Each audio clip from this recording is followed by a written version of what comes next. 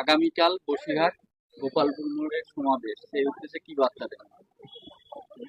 ওয়াকফ একদিকে যেমন মুসলিমদের সম্পদ ধর্মীয়, ঠিক তেমনি এই আইনটা যে তৈরি হয়েছে ভারতের সংবিধান বিরোধী আইন তৈরি হয়েছে, অর্থাৎ সংবিধানকে বুড়াগোল দেখিয়ে আইনটা তৈরি করেছে। সংবিধান রাইট দিয়েছে যেটা, আর কেন্দ্র সরকার তার উল্টো গিয়ে সংবিধান বিরোধী আইন করেছে। তাই জাতি ধর্ম বর্ণ নির্বিশেষে আমি মনে করি এই ওয়াকফ কালা কানুনকে যেমন বাতিল করা যেমন সবার দায়িত্ব, আমরা সবাই প্রতিবেশী ভাই ভাই, পাশাপাশি সংবিধানের উপর আঘাত যখন দেওয়া হয়েছে, সংবিধানকে বাঁচাবার স্বার্থে কেন্দ্র সরকারের বিরুদ্ধে সবাই সংগঠিত হওয়া দরকার।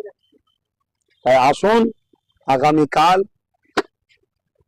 পলগাঁও যে হামলা হয়েছে সন্ত্রাসী, তাদেরকে এখনো উপযুক্ত শাস্তি দিল না, ধরলো না, তারও প্রতিবাদ, যাতে উপযুক্ত শাস্তিও ধরা হয় তাদেরকে।